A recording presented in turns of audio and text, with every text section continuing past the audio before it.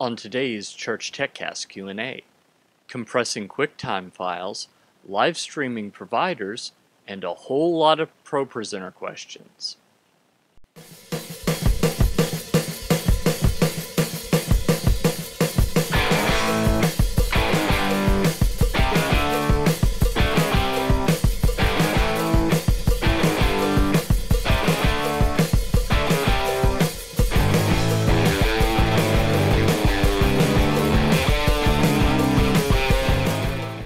Hi everyone, and welcome again to another episode of the ChurchTechCast Q and A show. My name is Paul Allen Clifford, and I'm your host, and I'd love for you to join the conversation. So if you could head on over to trinitydigitalmedia.com/contact.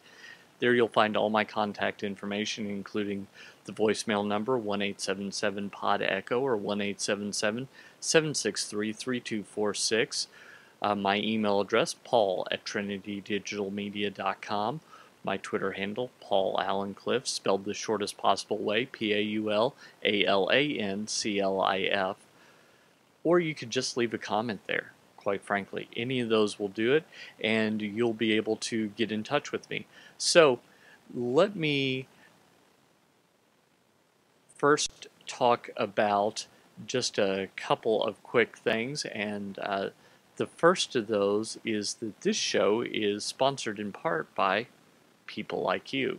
Thanks very much for sponsoring the ChurchTechCast.com network, and more specifically the ChurchTechCast.com Q and A show by heading over to patreon.com/Paul Allen Cliff. That's patreon.com/PAULALANCLIF. For as little as $1 a month, you can help make these shows a possibility. And I know that $1 doesn't seem like a lot, but if everyone that followed these shows, if everyone that thinks that what I do is a great thing, if everyone were to join me and just give $1, just $1, if we had 100% participation at $1 a month, I know that this is impossible. I know that it's an impossible dream, but $1 is just so little money that I really think that it's something worth aiming for. So if we could just get everyone to go over there, throw $1 my way, then let me tell you some of the things that we could do. I would have a proper studio with proper equipment. I'd have more experts in to do more shows, and anything that you could imagine as a church technical problem we could solve. And we could do all this for just as a result of people supporting at just $1 a month. Now, if you've got more money and want to throw $5, $10, $100 a month, bless you. But I don't want anyone to feel like you're compelled to do this. I just think it would be great if we could form a network. Basically, if you could partner with me to form a network that is supported by the people that benefit from the information. Something along the lines of Revision 3 or something along the lines of Twit. All that is possible. So we just have to get the resources together to do it. Right now I'm doing 5 shows a week. I'd love to do a show every hour of the day, 7 days a week. I think that is possible. That's something that would be great, and it's something that is not outside of the realm of possibility for very little money. So head on over if you want to support that, and if that vision seems incredible and something that you'd love to be a part of. Also, I want to remind you that my pastor's book is coming out on in the very first few days of May. So that's less than a month away. So this is one of your last chances to get it from Amazon at the discounted price. And I think that you will be so happy that you did once you see just the popularity that this book is going to get. We've already seen a big swelling of people buying it on pre-order. So it's probably not going to be this inexpensive ever again. And this book is all about chasing your dreams, doing what God made you to do, and it's forwarded by Bill Hybels and published by Tyndale House. So this is not just a 5-page ebook that you get for giving someone your email address. This is a legit book that you'll be hearing things about, and I get to be one of the first people to tell you about it. So head over to trinitydigitalmedia.com/whatlifebook, and that should take you directly to the Amazon link. If it doesn't, just drop book off the end, go to trinitydigitalmedia.com/whatlife, and you can click the link that shows up, and that'll take you there. So either way, it'll take you there, and you'll be able to pre-order it, and I think you'll be happy that you did. Every piece of content I've seen out of this so far, it has just been phenomenal. So don't say I didn't tell you about it.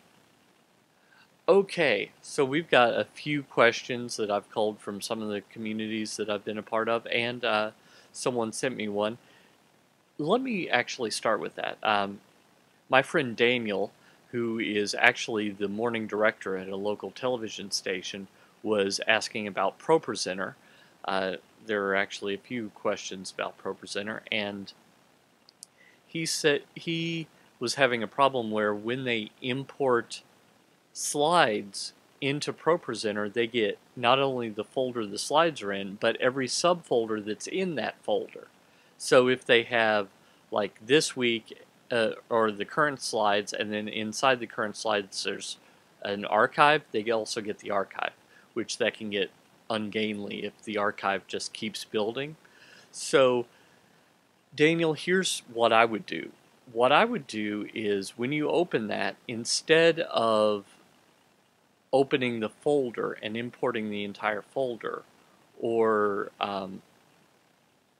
clicking on the first item, holding down Shift, and clicking on the last item, I would click on the first item, hold down Shift, and click on the last item, and then hold down Command on the Mac. I think you're using a Mac since you're part of the streaming ministry at my church.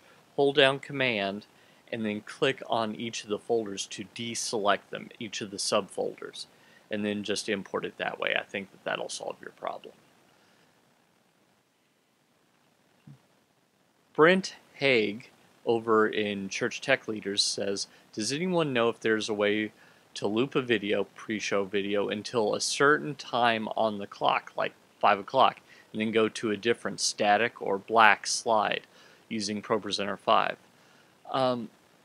Initially, the only thing I could think of was to basically know, okay, I'm going to start this a half an hour before the service. I'll start it at 4:30, and it's set to loop so many times so that it ends at 4:30, and the very last version of it has the go to the next timer that goes to the next one. That was my initial thought. But Andy Seale suggested another way, and this is brilliant. So I thought that I would give him credit. Good job, Andy. And that I would also mention it to anyone else who wants to do something similar. Andy says you can use Apple Automator to fire off system events. You could assign an event to a time and assign a key to a slide and have Automator press, quote unquote, press that key and fire the slide. I have several Mac Minis that are acting like digital signage players. I have a script set to return them to playing state and to go full screen in case of power failure. PM if you need more info. This is brilliant. Brilliant. So I just wanted to give him credit and suggest it to anyone that wants to do this. I think that that's something that a lot of people could do, is they could have their pre-service loop going and have a slide outside of the loop that it goes to that slide, which is maybe a background for worship or whatever, when service starts. So you don't have to, if you get tied up, no problem. It just happens at the same time that the music starts. And that is cool. You just have to make sure that it's the foreground event, because, you know, if you type, let's say it's slide 3, just out of the blue. Maybe because of the Trinity, I don't know. But let's say that it's slide 3, and you take slide 3 and you set it up to type 3 enter. That's not going to work if you've got a web browser up. That's not going to work if you've got Microsoft Word up. So you need to make sure ProPresenter is in the foreground. But other than that, I see no reason why that wouldn't work. I'd have to test it just to make sure, but I think that would work fine. So, live streaming providers. Ryan Bartlemagne, again over on Church Tech Leaders.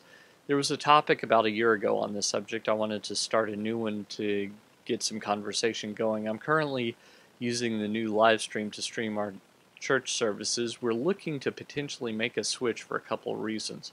First, we've had several issues over a relatively short amount of time. I don't believe all of them were all live stream's fault, but it's been enough that I'm at least interested in looking into other providers. Second, we're interested in using Church Online Platform, churchonlineplatform.com, to create more of an online campus experience. To do this, we'll need the ability to embed our live stream. This is possible with live stream, but comes at a $399 per month price tag. While I'm not opposed to that price, if it's going to be that best service I can get, I'm interested in other options at this point. So some companies I've looked at have been ChurchStreaming.tv, StreamMonkey, LightCastMedia.com. I'm interested in hearing if anyone has experience with these providers, especially if you've dealt with more than one, any positives or negatives. They all have free trials available, but because I already stream to live stream, I don't want to rush into making a change because we already have a viewer base at the present site. Oh, that's a problem. Now I see a problem. Anyway, sorry, I'd hate to push a change only to have to push another change. So I just want to at least get as much input as I can. And please, if you have any suggestions beyond the 3 companies I've mentioned, or you have an argument for sticking with live stream, I'd love to hear about that as well. Okay, first thing, I use ChurchStreaming.tv for the ChurchTechCast network, and their customer support is second to none. In fact, if you're watching this live on Friday, April 4th, 2014, you're not watching this live.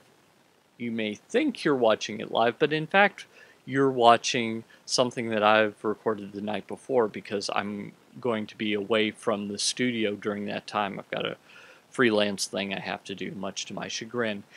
Anyway, so that's one of the great features is if you want to do a pre-recorded program, let's say you want to redo the morning service 12 hours later for the other side of the world, no problem, you can do that.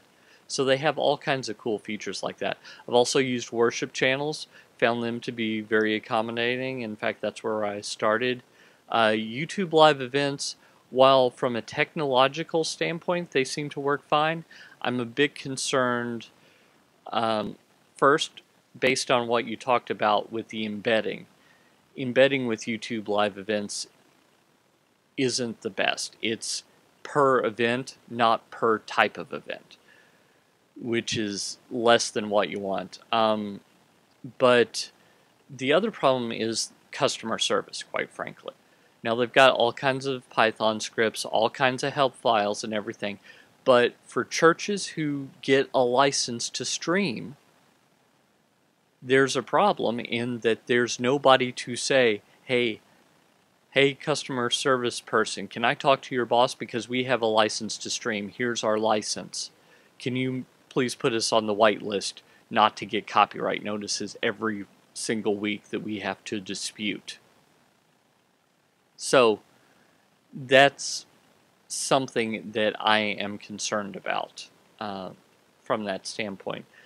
The fact that Livestream doesn't let you embed, I would get off of that immediately. I think that I would make sure that I had plenty of warning. Maybe if you were using Wirecast, you could stream to both for a while. Always announcing that you're getting ready to leave Livestream, because I think I would want my Livestream embedded on a site that the church owns. If Livestream goes out of business tomorrow, I don't think they're going to, by the way, but let's say they did, or they decided to change their terms of service, or they bumped up the price, or whatever, where you had to leave, then you'd have a problem, wouldn't you? Because everyone knows to go to the Livestream site, not your site. It's much better to have your stream on a site you control, which I think you're trying to move to, but it's bad that you ever had this problem to deal with. Tomorrow I could change providers no problem, because I send people to ChurchTechCast.com and I just change the embed and I'd be done. So I think that's a problem that you need to overcome. Okay, understand. Now let's continue on. Best software to compress QuickTime files. This is from Mike Hoffman over on Church Tech Leaders again. Can Adobe Encoder compress QuickTime files? If not, can someone please recommend a good free compression software? Thanks. I believe it can. But you haven't said what your goal in this compression is. Sometimes when people say compression, what they mean is transcoding. Sometimes when they say compression, what they mean is changing the resolution. Sometimes what they mean is making the file as small as possible. Sometimes what they mean is going from one codec to another. So maybe you've got a ProRes 4444, but you need an H.264. Depending on what you do, different software is going to work for you. I use MPEG Streamclip a lot. I use Handbrake a lot. I use QuickTime 7, not the Pro version, just the regular version a lot, and Compressor at least weekly. So it just depends on what I'm trying to use that for. I think that Compressor and Adobe Encoder, I'm assuming we're not talking about Adobe Flash Media Live Encoder, which is a live encoding software. I think we're talking about a compression utility. I haven't used it, quite frankly, so I'm not as familiar with that particular piece of software. But I think that it is like Compressor, and it should do it fine, assuming that I'm understanding the question. So that's what I wrote him. Bill Almack over on the Church Tech board on Google Plus asks, I've been looking at ProPresenter 2. This was in reaction to someone talking about having ProPresenter. I have a question. We do the announcement loop thing, which ProPresenter supports, but then during announcements, like to put up that slide from the announcement loop without it starting through the loop. Is that possible? Didn't see anything about that in the videos on their site. Thanks.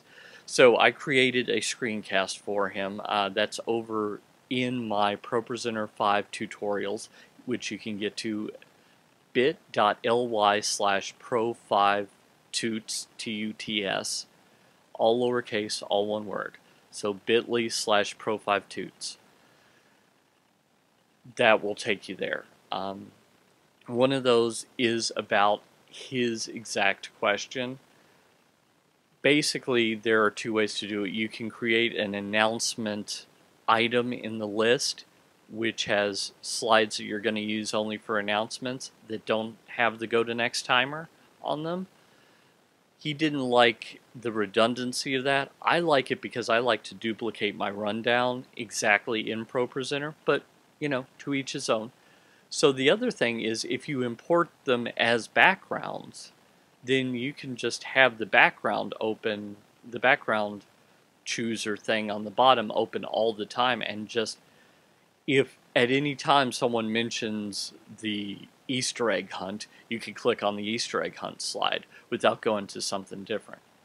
So that's another, and probably more like what he had in mind, way of doing it. Again, Bill asks, I probably need to download the demo and play around with it, but one thing I've noticed in many video demos, they only have a few motion backgrounds. I have a lot of them, with only one row visible down at the bottom. This looks like it would be hard to manage a large library. So again, I recorded a screencast. Turns out you don't have to stick to one row visible. You could have several rows visible. You can change the size of the thumbnails, and something I didn't know until I started playing around with it, because I've never frankly needed it, was that you can also make folders and subfolders. So if you make a folder and you import your backgrounds into that folder, it will put it in the general backgrounds section or just that folder. So you could have a folder that's like all abstract video, and a subset of that is bokehs, and then a subset of that is waves, and a subset of, and another subset is particles, for example. Or you could have it by color. These are all the blues, these are all the reds, these are all the pinks, etc. And they would all also show up in the main background. And then you have a search function where you can search by name, you can order it by index, order it by file type, order it by date added, etc. So those are all ways to organize these files, and I think you'll find that it works for you really, really well. So, next, Marvin Cruz asks, again, this is all in the Church Tech Leaders, is there a way to broadcast slides, i.e. sermon notes versus graphic illustrations, etc., not necessarily PowerPoint slides, via internet or local network to congregation who uses iOS and Android devices? I think Proclaim somehow does it, but I'm currently saving up for ProPresenter. ProPresenter has an iPhone app that would work perfectly for this. It's not free, but it works. But Marvin tells me that most people have Android phones, so that makes it harder. I'd initially thought about VPN, but he could also send this over the internet using YouTube's live events, and just send the slides. Now there's going to be some latency, but that might be okay, and it'll be cross-platform, so if someone shows up with a BlackBerry or a Windows phone, assuming that they're capable of viewing live streaming video, they could see that. So that would be a way around that problem. Over on churchmedia.net, Coach asks, we are installing a new projection system in our church building. Because of the architecture, it is extremely difficult to find a satisfying location. I have attached 2 pictures of 2 different scenarios. Any suggestions? Facts. Stage depth 25 feet. Proposed center screen 180 inches diagonal, 75 feet from back row to the back of the stage. 50 feet from side screen placement to the back row. Proposed side screens are 120 inches diagonal. Thank you.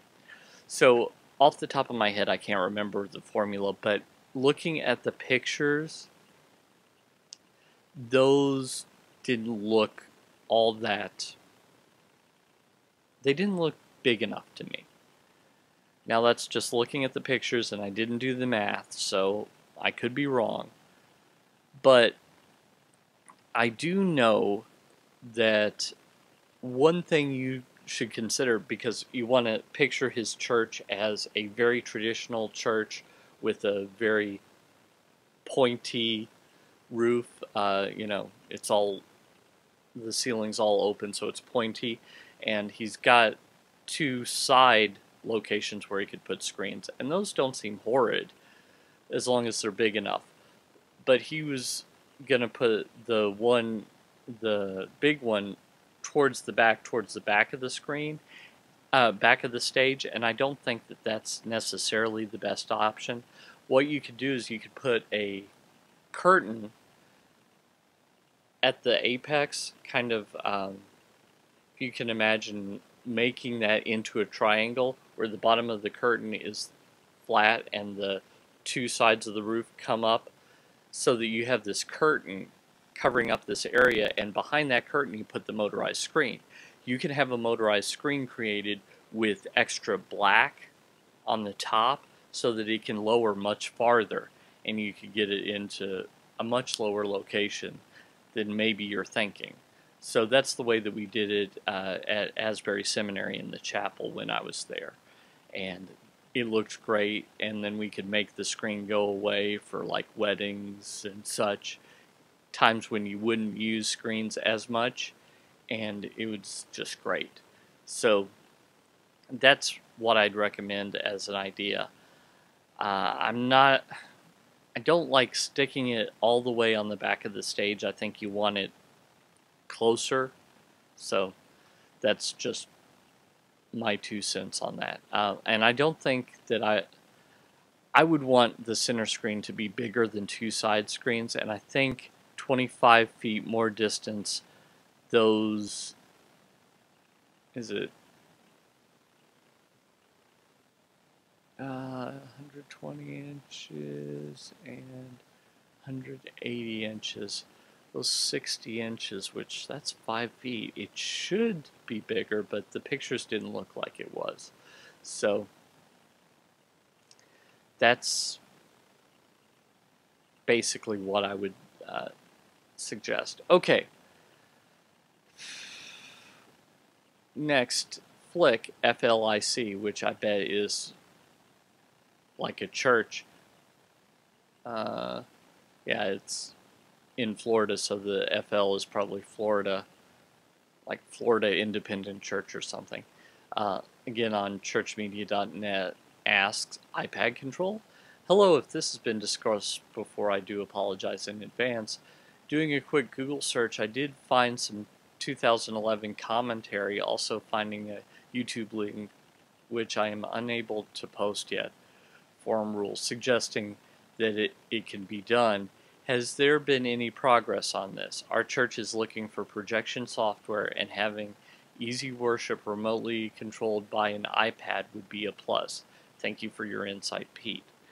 So here's a technical problem. The latest version of Easy Worship is Easy Worship 2009, and that's year number. They don't update as often. I think they only have one programmer working on it, so it's a big deal for their updates. Not that there's anything wrong with that, but just keep that in mind when I say that the iPad was released in 2010. So software created in 2009 isn't going to support hardware created in 2010. Just, it was all rumor at that point, and no one thought that they'd actually release a tablet. Microsoft had been doing those for years. No one bought them. Everyone knows you don't like tablets until the iPad. So I think that is going to be a limitation. With that said, you could do remote desktop, VPN, something like that, and control it that way. It's not going to be as good as an app created for that purpose. So that's what I would suggest. ProPresenter has one. Proclaim has one, I believe. A lot of worship software that's released more recently have remote applications, but I don't believe Easy Worship does. So Rich Design asks, hard time getting used to. So we switched from ProPresenter from Easy Worship to ProPresenter 5 a few weeks ago. Mostly it has gone fine and have not looked back much. One thing I'm having a hard time getting used to in ProPresenter 5, I wonder if I'm misunderstanding something about the interfaces, is this. Easy Worship was very good about letting you do just about anything in the software, and the output was rock solid. So if you had a pre-service loop going in the live output, you could be getting songs ready or whatever you needed to do in the preview side. And you could see how they were going to look in the preview window. In ProPresenter 5, you can get songs ready and use the editor, but once you leave the editor, you can't click on anything in your playlist without it going live, at least as far as I can tell. Let me know if I'm missing something. You can turn off the output, making sure there isn't anything on the desktop behind, and we often go to black on the switcher, but I just want to keep the loop to keep running. I find it hard to do. Tell me if I'm missing something. Yeah, so with ProPresenter 5, you can absolutely look at stuff. If you're looking at the regular editor, you're right, you might have some difficulty, but you might think about looking at not the regular editor, but the quick edit. So all your thumbnails should be formatting wise what you'll see on the back screen. Now you won't see the same background.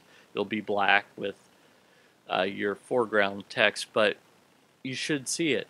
Now if you can change the size of the thumbnails if that helps, or you can right click and choose quick edit. When you choose quick edit, excuse me, as I said, it's about 11:20 p.m. on Thursday, even though this is actually probably just shy of 11 hours from now. This will be playing live. So anyway, so if you choose quick edit, you can tweak things and you'll get a bigger view. So I think that might actually help you a little bit, but you're right, there isn't like a preview program kind of thing. That's one thing I did like about Easy Worship, and why we went to it is I felt that it was a more professional solution. But then later on, because this was back in 2004, 2005, it lacked some power features that I needed, like alpha channels and just the ability to get text to work right.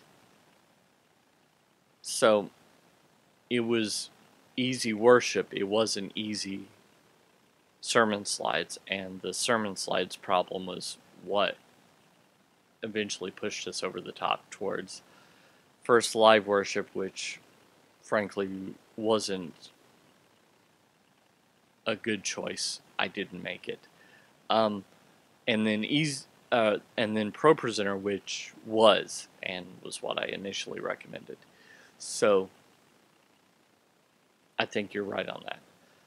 So those are our questions right now. If anyone has any questions or comments, as I say, head over to trinitydigitalmedia.com/contact and you'll find our contact information there. You'll be able to leave a question, a comment, a snide remark, what have you, and I would be happy to answer those next week. So I hope that all those answer some of your questions, and until next time, go out and change eternity. This is Paul Allen Clifford with trinitydigitalmedia.com.